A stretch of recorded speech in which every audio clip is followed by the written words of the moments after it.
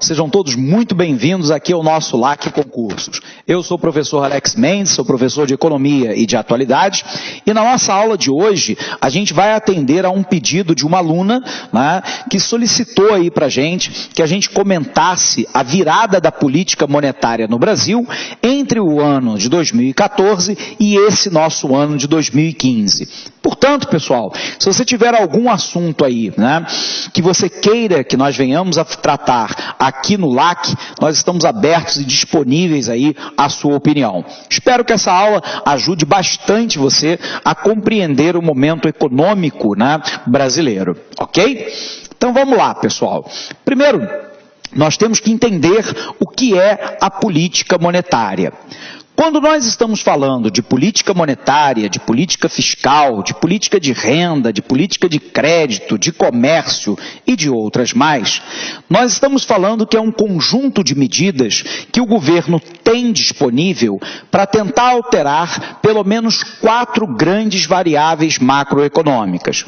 Se o governo pudesse, ele gostaria de ter o maior crescimento possível do produto, no Brasil medido pelo PIB, o Produto Interno Bruto, a menor taxa de desemprego, a menor taxa de inflação e um certo equilíbrio no balanço de pagamentos, que registra, que mensura as transações entre o país e o resto do mundo, ou seja, qualquer outro país que não o meu.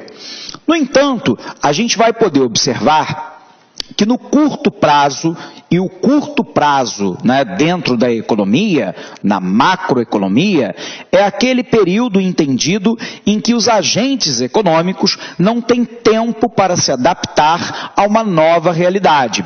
E sendo assim, a única alternativa é conformar-se a essa nova realidade. Então nós vamos perceber que no curto prazo, tudo bem, não é possível alcançar ao mesmo tempo um crescimento da atividade econômica com redução da taxa de desemprego e ao mesmo tempo diminuir a inflação. Sendo assim, o governo tem uma escolha. Ou ele escolhe promover o crescimento econômico, reduzindo o desemprego e correndo o risco de ter mais inflação, ou ele opta por segurar a inflação, correndo o risco de ter uma queda da atividade econômica e automaticamente um aumento da taxa de desemprego. Nós chamamos isso em economia de trade-off. É uma escolha entre 2 ou mais possibilidades, ok? Bom, dito isso, a gente precisa entender que um dos principais instrumentos que o governo tem disponível para controlar aquelas 4 grandes variáveis macroeconômicas, lembrando, o tamanho do produto, o desemprego, a inflação e o balanço de pagamentos, é a política monetária. A política monetária, pessoal, ela pode ser de 2 tipos. Ela pode ser expansionista ou contracionista. Quando o governo opta por uma política expansionista, o governo quer aumentar o produto, o PIB, e diminuir a taxa de desemprego. Quando ele opta por uma política contracionista, o governo está atuando com uma medida restritiva e, portanto, o objetivo é controlar a inflação. Nós sabemos que a política monetária goza de 4 instrumentos. O primeiro instrumento é a chamada taxa básica de juros, que no Brasil nós convencionamos chamar de taxa Selic, que é a taxa decidida pelo Copom, o Comitê de Política Monetária do Banco Central, que reúne a diretoria e a presidência, né, do banco, reunidos de 45 em 45 dias, analisando o cenário econômico interno e externo, toma decisão por manter a taxa, né, igual, aumentar ou diminuir. Nós sabemos que o sistema Selic é muito mais do que taxa de juros. O sistema Selic é o sistema de liquidação de custódia de título público, de liquidação e custódia de título público. Mas no Brasil, esse termo ficou vinculado à taxa básica de juros. Quando o governo abaixa a taxa básica de juros, óbvio que ele sinaliza para o mercado que o governo vai pagar menos para quem lhe emprestar dinheiro. A tendência é que haja, então, uma queda nas taxas de juros da economia como um todo, tornando o crédito mais barato. Com crédito mais barato, as pessoas demandam mais, e isso provocaria o crescimento tendencial do PIB e a redução do desemprego. Porém, quando o governo age de maneira inversa, elevando a taxa básica de juros, ele sinaliza que o governo vai pagar um valor maior para quem lhe emprestar dinheiro na compra de um título público. Sendo assim, a tendência da taxa de juros geral da economia é subir. E quando a taxa sobe, eu torno o crédito mais caro. Logo, haverá uma queda da demanda agregada, que é o somatório de toda a demanda, de toda a procura por bens e serviços na economia.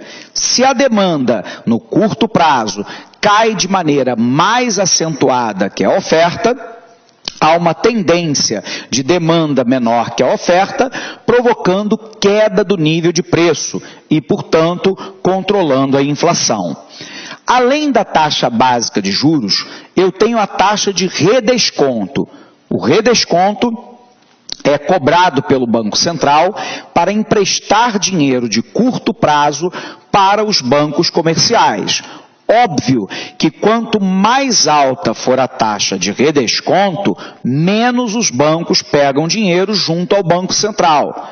Resultado, menos dinheiro disponível para empréstimo, o que provoca, em tese, a queda da demanda agregada. Por um outro lado, quando o governo abaixa a taxa de redesconto, o crédito para o banco comercial fica barato. O banco pega mais dinheiro, empresta mais e a tendência da demanda é crescer. Nós temos ainda a taxa de compulsório. O compulsório é um percentual sobre os depósitos à vista que eu e você fazemos nos bancos comerciais e que tem que obrigatoriamente serem recolhidas ao Banco Central.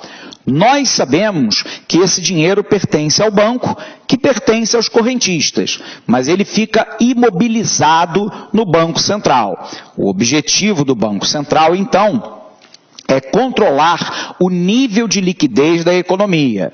E o que vem a ser liquidez? É a capacidade que um ativo tem de comprar bens e serviços e fatores de produção. O que são fatores de produção? Tudo aquilo que eu utilizo para a produção de um bem ou serviço qualquer, como, por exemplo, máquina, equipamento, ferramenta, instalação, mão de obra, recursos naturais, tecnologia e por aí vai. Sendo assim, quando o governo eleva a taxa de compulsório, ele tira dinheiro dos bancos. O resultado é que com menos liquidez, o banco empresta menos. E se empresta menos, obviamente o crédito fica mais caro. A demanda então tende a cair, ajudando a controlar a inflação. Quando o governo abaixa a taxa de compulsório, ele deixa mais dinheiro nas mãos do banco, que por sua vez empresta mais, criando um crédito mais barato e incentivando a demanda agregada. Tudo bem?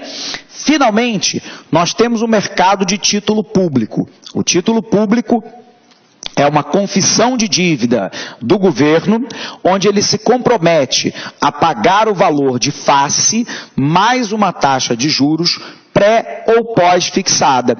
Sendo assim, quando o governo emite muito título público com uma taxa de juros atraente, os agentes econômicos compram esses títulos porque a taxa de juros vale a pena.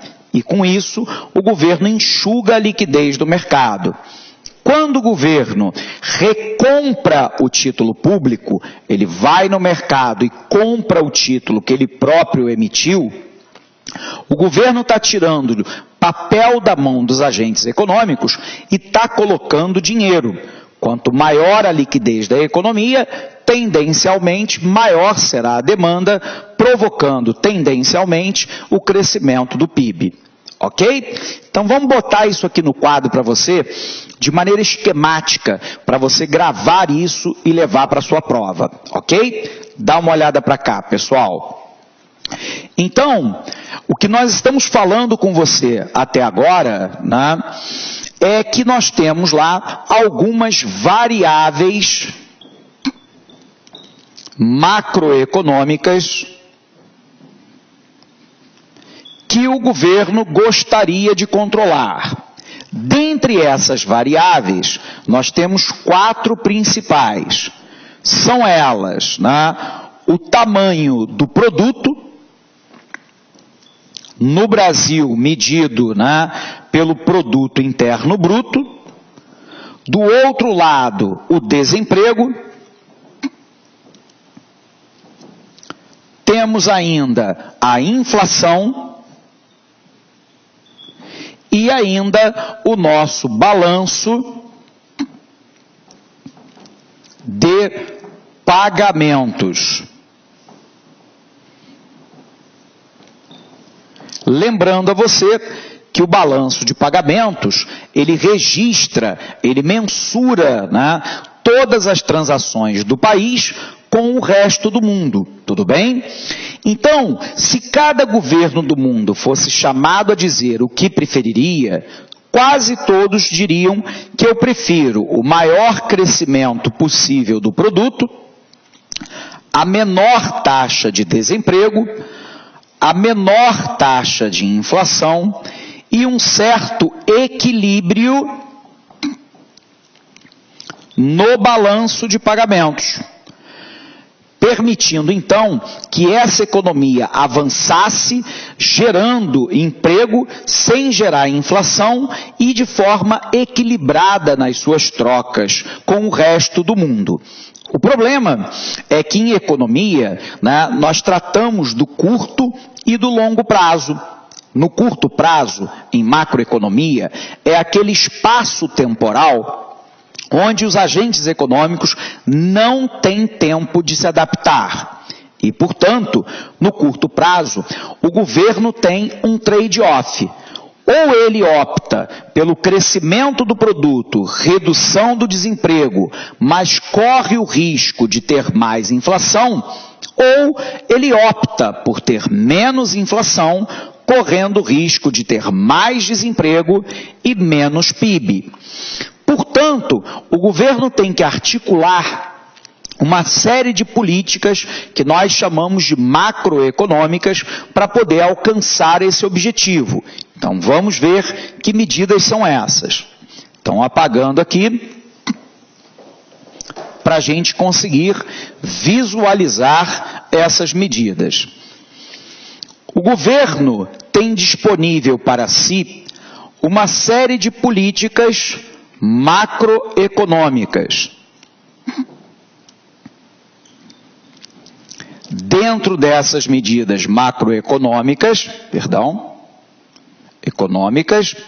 nós temos lá a política fiscal, que diz basicamente a respeito do gasto público e da tributação, lembrando para você que a tributação inclui os impostos, taxas e contribuições. O governo tem a política monetária, que nós acabamos de visualizar, que tem lá a taxa básica de juros, a taxa de redesconto, a taxa de compulsório e o mercado de título público.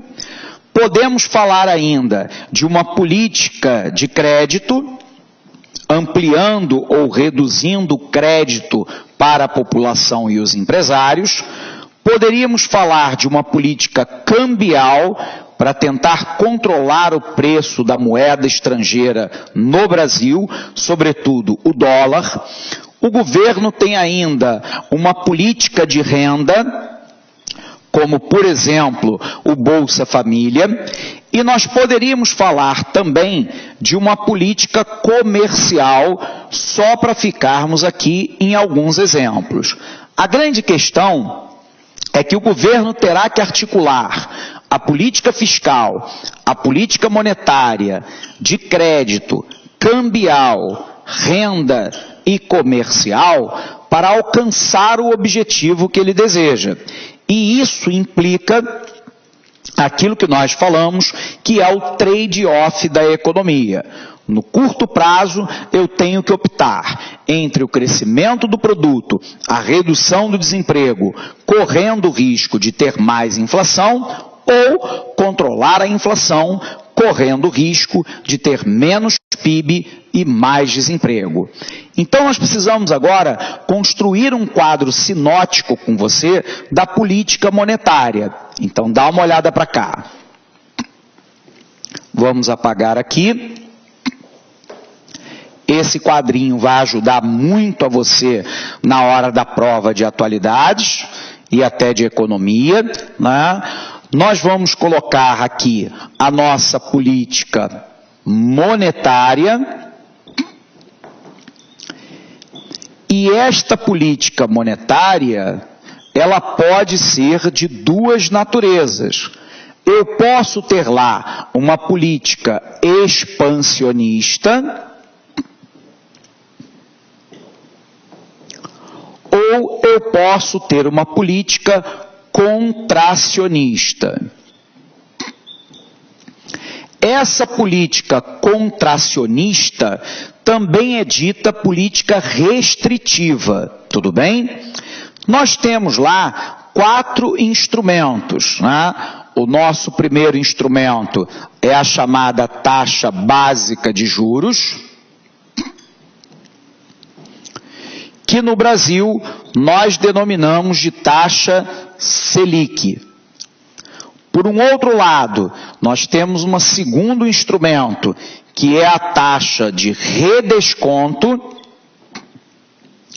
que é a taxa cobrada pelo Banco Central para emprestar dinheiro de curto prazo para os bancos comerciais. Eu tenho ainda a taxa de compulsório, que é um percentual sobre os depósitos à vista, que tem de ser obrigatoriamente recolhidos ao Banco Central, e eu tenho o que nós chamamos de mercado de título público, que é uma confissão de dívida na qual o governo se compromete a pagar o valor principal e mais uma taxa de juros que pode ser pré ou pós-fixada. O mercado de título público também é chamado de mercado aberto, ou ainda de open market. Observe então que quando o governo adota uma política expansionista, o objetivo do governo é promover o crescimento do PIB e tentar reduzir a taxa de desemprego. Como é que o governo fará para poder alcançar esse objetivo? Ele vai aumentar a liquidez na economia. Então o governo vai diminuir a taxa básica de juros, a taxa de redesconto e a taxa de compulsório, fazendo com que o sistema monetário tenha uma disponibilidade maior de dinheiro, de moeda, mais liquidez. E o agente governo, no que diz respeito ao título público, ele vai promover uma recompra do título público. Quando o governo toma estas medidas, o governo aumenta a liquidez do mercado. Aumentando a liquidez do mercado, há uma tendência de criação do círculo virtuoso. O crescimento da liquidez induz ao crescimento da demanda agregada. O crescimento da demanda faz com que as firmas aumentem a oferta para atender essa demanda. O crescimento da demanda e da oferta tende a provocar mais emprego. O crescimento do emprego provoca mais renda e o crescimento da renda provoca mais demanda. O resultado é que, tendencialmente, o PIB cresce e o desemprego diminui. No entanto, essa política implica num risco. E o risco é que a demanda agregada cresça mais rapidamente que a oferta, provocando o crescimento do nível de preços. E, portanto, eu teria de volta o fenômeno da inflação. Bom, mas o governo pode optar pelo inverso. O governo pode optar agora pela política contracionista. Nesse caso, então, o objetivo do governo é a redução da inflação. E como é que o governo vai fazer para que isso ocorra? Ele vai promover um aperto monetário, ele vai enxugar liquidez da economia. Então ele vai lá e aumenta a taxa básica de juros, aumenta a taxa de redesconto, a taxa de compulsório, tornando o crédito mais caro. Crédito mais caro provoca, tendencialmente, a queda da demanda. A queda da demanda induz o empresário a diminuir a oferta. A diminuição da demanda e da oferta faz cair o emprego, que faz cair a renda. Caindo a renda, nós temos menos demanda. Olá, meus amigos, minhas amigas, sou o professor Luiz Antônio de Carvalho e com muito prazer, muita satisfação, estou aqui para fazer um convite muito especial para vocês conhecerem a nossa proposta pedagógica para o nosso curso focado 100% online para a Agência de Fomento do Amapá. Nós aqui da Lá Concursos, nós preparamos um super curso para vocês. E se vocês quiserem assistir aulas inteiras, né, da Lá Concursos grátis, né, então convido vocês a ficarem até o final deste vídeo, porque eu vou passar um código promocional para vocês, para que vocês aí possam ter acesso às aulas grátis inteiras da Lá Concursos. Vem comigo. Então nós aqui da Lá Concursos fizemos um super curso online para a Agência de Fomento do Amapá. Nós temos dois cursos específicos. O primeiro, que é para o cargo de assistente administrativo de fomento, completo, ponto a ponto do digital, investimento apenas 10 parcelas de R$20. Você tem aí 100 dias de acesso, um curso super competitivo na qual eu tenho certeza absoluta que você vai ficar competitivo se você assistir todas as nossas videoaulas. E temos também um curso que é para nível superior, todas as áreas, né? Economista, advogado e assim por diante, só que aqui é apenas língua portuguesa e conhecimentos gerais, né? Língua portuguesa e conhecimentos gerais por apenas R$100, é isso mesmo, e esses R$100 você pode parcelar ainda em 10 vezes sem juros aqui na Lá Concurso. Bacana? Gente, curso aprovado, pode ter certeza disso. Nós estamos aí quase 10 anos no mercado, já aprovamos aí milhares de alunos do Brasil todo, graças a Deus, e se Deus quiser, essa vai ser mais uma campanha aí de sucesso. Ah, professor, no começo do vídeo o senhor falou pra gente, né, do curso online grátis, sim, né? Então, se você quiser assistir, tá? Aulas grátis aqui da Lá Concursos, né? Curso grátis de 7 dias inteiras, eu não vou estar interrompendo vocês, pode ter certeza disso. Você vai ter que fazer o seguinte, primeira coisa, se inscrever no canal, né? Dar uma curtida no vídeo, né? Dar uma curtida nesse vídeo, clicar no link da descrição abaixo e lá você vai ter que fazer um cadastro, claro, né? E você aí vai ter que colocar este código promocional, AFAP YouTube, do YouTube 05. Este código promocional aqui vai possibilitar você a ter o curso aí de 7 dias grátis aí, tá? Aulas inteiras, aulas top de linha para vocês, pode ter certeza disso. Bacana? Então é isso aí, meus amigos. Espero vocês aqui na Lá Concursos. Estamos juntos nessa caminhada do concurso da Agência de Fomento da Amapá 2018-2019. Forte abraço! Tchau! Clique lá.